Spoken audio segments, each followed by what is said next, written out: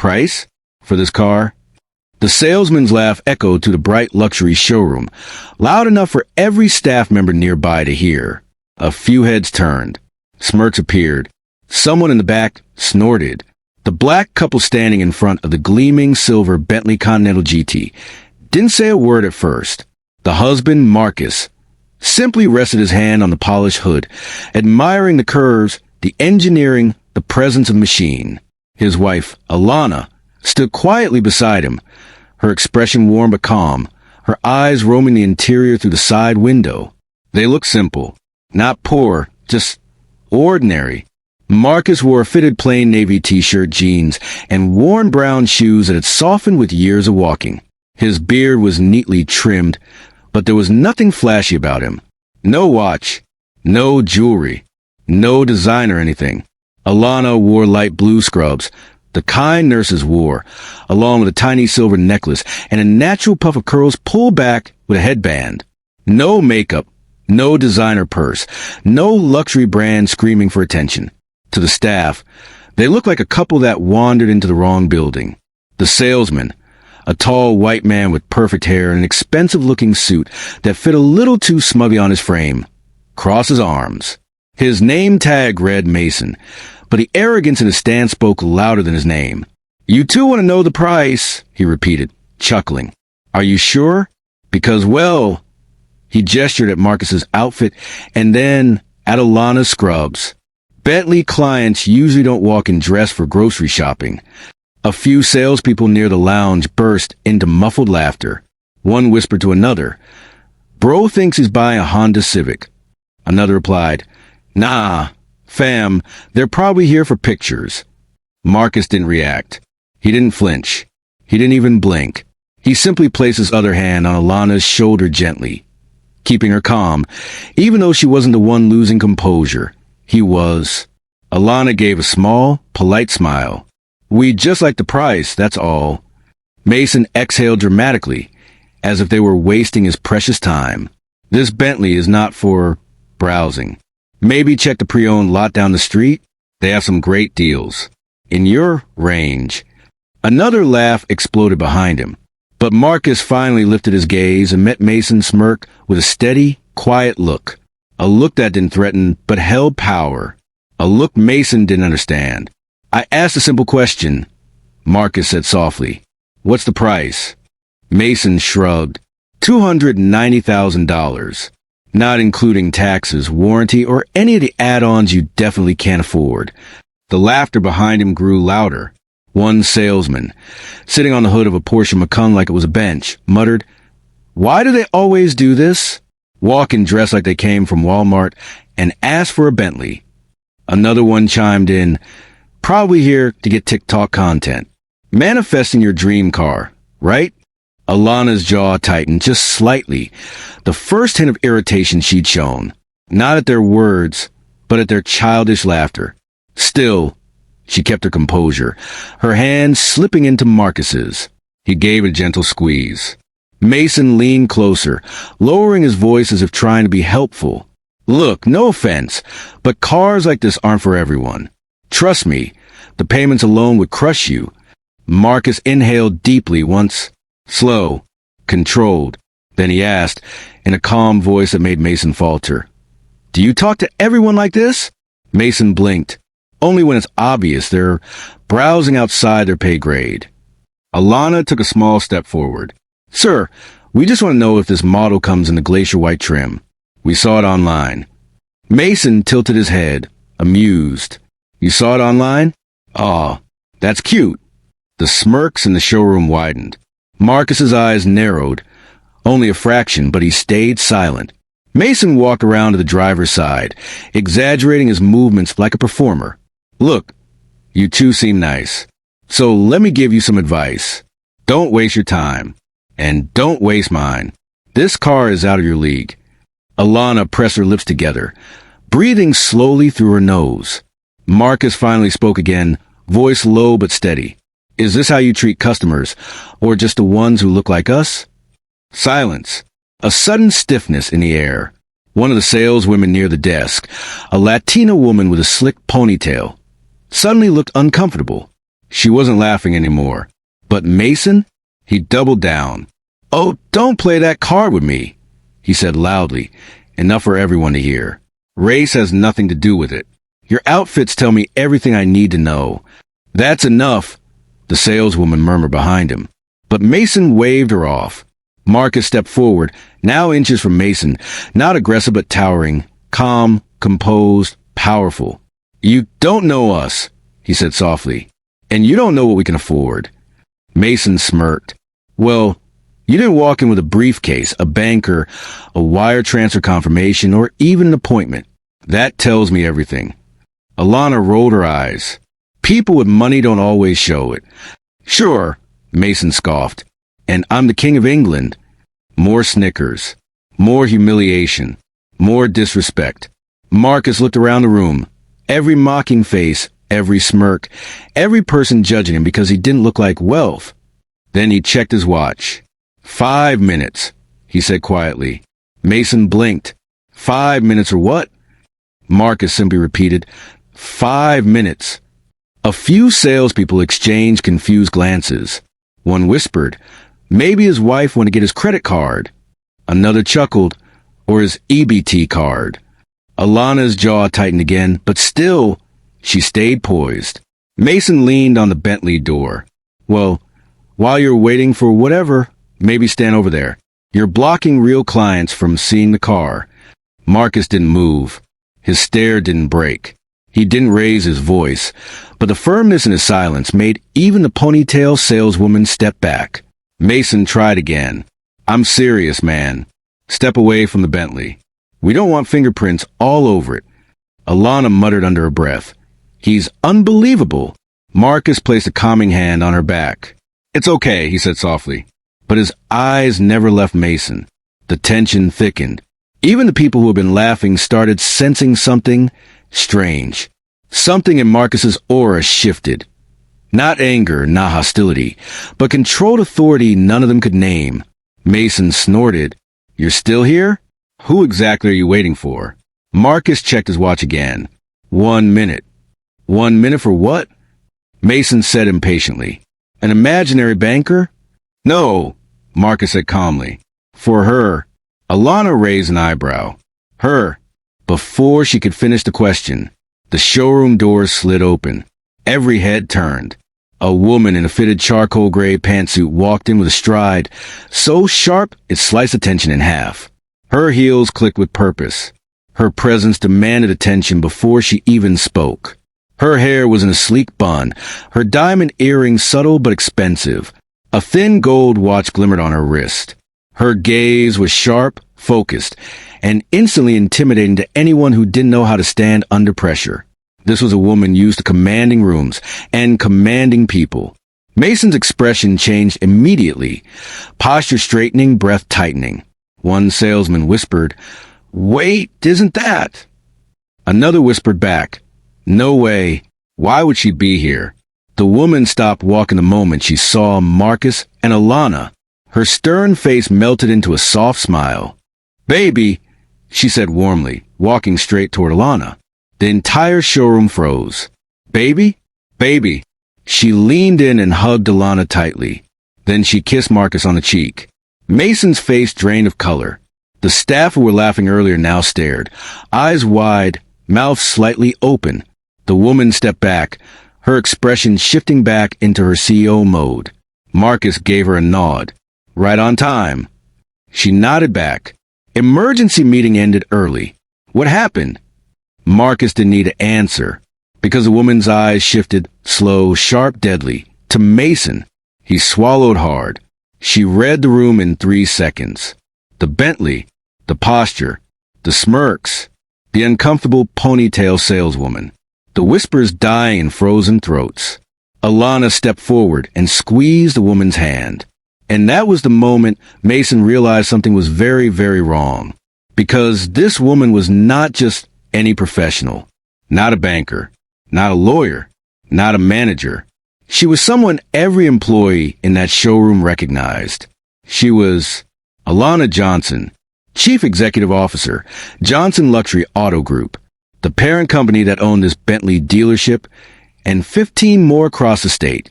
The room went silent, dead silent. Mason's lips trembled. One staff member nearly dropped a clipboard. The ponytail saleswoman stepped back, eyes wide. Marcus exhaled slowly. Alana wanted the Bentley, he said quietly, so we came to see it. Alana's CO gaze locked onto Mason, freezing him in place. She crossed her arms. Let me guess, she said coldly. He refused to tell you the price? Marcus didn't answer, but he didn't need to. Her eyes sharpened like a blade. And Mason, for the first time since the couple walked in, looked afraid. Mason's mouth opened, closed, and opened again. Words stumbled like frightened deer in the headlights. The laughter that once filled the showroom? Gone. Silence pressed against the walls. Every eye now fixed on Alana, the woman he assumed he could judge and belittle. Price. Alana said slowly, deliberately, each syllable sharp enough to cut through the thick air. Tell me the price. Her calm, unwavering tone left no room for smirking. Mason swallowed, a lump rising in his throat. $290,000, he stammered, plus taxes, warranty, and options. Alana didn't flinch. She didn't raise an eyebrow. She just repeated, yes, and Mason's confidence crumbled further. He shifted from foot to foot, glanced at the other staff who were frozen like statues, unsure whether to intervene or disappear. One of them whispered, she owns all of this? Another muttered, this can't be real. Marcus placed a reassuring hand on Alana's back, letting her take center stage. He had been the calm, silent force all along, but now it was her turn to command. Alana's eyes swept over the room, landing squarely on Mason. You laughed at my husband, she said. Her voice didn't rise, didn't tremble, but it carried the weight of authority and undeniable disappointment. You mocked him, you judged him, and you assumed you knew his worth based on how he looked. Mason opened his mouth, but no words came. The entire showroom seemed to lean in, collectively holding its breath. Do you understand why that was wrong? Alana continued. Because here's the thing. The only thing that matters in this room is honesty, respect, and integrity. That's what earns deals. That's what earns customers. Not laughing at people you think don't belong here. She took a slow step closer. Every inch radiated power. And yet, you thought it was fine to humiliate them, to demean them. Mason's face flushed red. I was just helping them. Alana cut him off, her tone razor sharp. Helping? You call mocking someone helping? You call assumptions helping? No, Mason, you embarrass my husband. You embarrass my wife. And you embarrass yourself. Marcus's hand still rested lightly on Alana's back, a silent show of solidarity. He didn't speak. He didn't need to. She had the room. She had the power. And he had already shown them that their assumptions meant nothing. Alana turned toward the other staff, her voice firm but calm. And you, she said, pointing at the saleswoman with the ponytail. Thank you for realizing something was off. Always trust your instincts. The woman nodded quickly, too relieved to speak. The others simply shuffled, avoided eye contact, unsure of their next move. Then Alana faced Mason fully. Now, she said, hands on her hips, let's get one thing straight. You will write a full report of this encounter, detailing your behavior, your assumptions, and your lack of professionalism. And when this report is done, we will discuss consequences. Mason's knees felt weak. His smug arrogance, the same arrogance that had made him believe he could judge anyone, had evaporated in the presence of the woman he had mocked. He swallowed again. Why, yes, ma'am. Alana's gaze softened slightly, just a fraction, but it still carried command. Good. Now, Marcus, would you like to see the glacier white trim? Marcus smiled, calm and quiet. Yes, please. The staff parted, almost instinctively, as Marcus and Alana walked to the Bentley. Mason followed hesitantly, notebook in hand, the reality of the situation crushing him. He glanced at his colleagues, who avoided his gaze entirely. The mockery, the laughter, the superiority, all gone in an instant. Alana opened the driver's side door. She gestured gracefully, inviting Marcus to inspect the car. Gentlemen, she said to the remaining staff. This is how we treat every client. With respect, with knowledge, and without assumptions. Marcus leaned into the car, running his hand along the steering wheel. He looked over at Alana with a quiet, knowing smile. Looks like someone just got schooled, he murmured. Alana chuckled softly, a rich, controlled laugh that carried both warmth and authority. He did, she said. But don't worry, I like my employees to learn lessons. The door of the showroom slid open again, and in walked a security officer. He had heard the reports of Mason's behavior earlier and had been instructed to stand by. Alana nodded at him, and he subtly positioned himself near the exit. A silent but clear message. Mason attempted to regain some composure, but it was useless. He fumbled with his pen, trying to take notes, but every gesture seemed clumsy. Alana glanced over at Marcus, whispering so only he could hear. I love it when people think they know the story before the book is open. Marcus's smile widened. Best part? They'll never forget it. Alana nodded. Exactly. Let's make sure they remember respect, too. She returned her full attention to Mason. Now, let's discuss your future here. I think we need to reevaluate whether this environment is suitable for someone with your perspective. Mason stammered. I understand, ma'am. Alana's lips curved into a controlled smile. You will understand. You'll understand the weight of your words. And you'll remember today every time you encounter someone who doesn't fit your narrow expectations. At that moment, Mason's pride, the very thing that had fueled his arrogance, shattered completely. The room felt heavy with lessons learned and boundaries redrawn. Alana turned back to Marcus. Now, shall we take it for a spin? Marcus's smile was calm, unassuming, the same quiet confidence he had carried the entire time. Absolutely. The staff watched, silent and humbled, as the couple stepped into the Bentley. Mason lingered near the back, writing furiously, trying to salvage something from his professional life. But the lesson had been learned. The mocking, the assumptions, the arrogance, it was gone, because power wasn't his suit or his smirk or the fake bravado. It had always been in them. The engine of the Bentley purred like a living thing, smooth, powerful, and unapologetically elegant. Marcus slid into the driver's seat, hands on the wheel, while Alana leaned back in the passenger seat, exuding that same quiet authority that had frozen the entire showroom in place just moments before. Mason watched from behind the glass doors, his hands gripping the counter as if holding on to the last shred of dignity he had left. But the sight of the couple, calm, poised, untouchable, was like salt in an open wound. One of the other salespeople finally spoke, voice low, hesitant. Is that the CEO? She just let them drive off. The ponytail saleswoman shook her head, eyes wide. Yeah, and Mason, well, he's in trouble. Inside, Mason could feel it, the weight of the humiliation, the irreversible consequences of his arrogance. He had thought he was untouchable, thought he could judge who belonged and who didn't. But he had forgotten one crucial truth.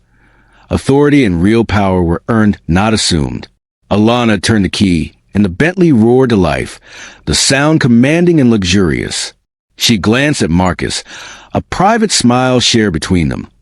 The kind only two people who understood each other completely could share. Let's go, she said, voice calm, powerful, unshakable. As they drove away, Mason heard the first calls coming through on the dealership intercom. Alana had already contacted human resources, her voice calm but decisive. I want Mason removed from the floor immediately, she instructed, and document everything. Every word, every action. He needs a full review. I want consequences. By the time Marcus and Alana pulled out of the parking lot, Mason was being escorted to the manager's office. His colleagues avoided eye contact, whispers following him like a shadow. Did you see what happened? CEO Johnson herself, he's fired, right? Inside the office, Mason faced the manager. The tension in the air was thick, suffocating. The manager, a middle-aged man with a professional demeanor, sighed and shook his head. Mason, this is serious. You humiliated clients. You assumed. You laughed. The CEO herself witnessed it. I can't defend this. HR will handle the termination paperwork today. Mason's face went pale. Words failed him again. For the first time in his life, the illusion of power, of authority, of control, it had crumbled. Meanwhile, Marcus and Alana drove through the city streets, the Bentley gliding over asphalt like a dream made real. Their quiet conversation was simple, almost mundane, but underneath, it carried victory and vindication. "You handled that so well," Marcus said. "I barely had to speak. You just owned it." Alana smiled, eyes gleaming. "It's about timing and presence. Let them think they're in control. Let them mock. Let them doubt. But when it matters, show them who's really in charge." Marcus laughed softly. "And they won't forget it. Mason will probably tell this story forever, except it'll be about how he got schooled by the couple he mocked." Alana chuckled, shaking her head. "By us, Marcus. He underestimated us. That's the key." Back at the dealership, Mason was escorted to his desk for the final time. Staff avoided him. Not because he was intimidating. No. Now he was pitiful, but because they understood the gravity of disrespecting someone who commanded authority so effortlessly. HR process of termination, the words unprofessional conduct and client humiliation stamped clearly in his record. Mason's colleagues whispered behind closed doors, some smirking now, others shaking their heads. Karma had arrived. By the end of the day, news traveled fast. A few clients who had witnessed the interaction reached out to corporate, praising Alana's leadership and the couple's poise. Social media quietly caught wind, and within hours, the story of the CO who schooled a disrespectful salesman was circulating. The dealership faced a minor public relations frenzy, but thanks to Alana's composed intervention, it highlighted professionalism, authority, and respect. Back in the Bentley, Marcus glanced at Alana. "So, the Bentley?" Alana laughed softly, the kind of laugh that carries triumph without arrogance. "It's yours," she said. "We earned it, not because of anyone's approval, but because we never doubted ourselves." They just finally recognized it. Marcus's grin widened. "I like that. And Mason?" Alana shrugged, calm, serene. "Let him learn. Let him remember. Some lessons need to hit hard before they sink in." The couple drove through the city, windows down, the wind carrying a sense of victory. Not just over a car or a showroom full of doubters, but over the arrogance, the prejudice, and the assumptions that had tried to define them. They didn't shout. They didn't gloat. Their quiet confidence, their unshakable unity, said more than any words ever could. And somewhere behind them, Mason sat in his empty office space, reflecting on the cost of mockery, the weight of disrespect, and the lesson that power is earned, never assumed. Alana glanced at Marcus once more, a soft smile tugging at her lips. "This is why we lead by example, Marcus. Always." He squeezed her hand. "And always together." The Bentley glided away, sleek, luxurious, unstoppable, a perfect symbol of what respect, composure, and quiet authority could achieve. The showroom remained silent for hours. Staff whispered, some replaying the lesson over and over. And one thing became abundantly clear.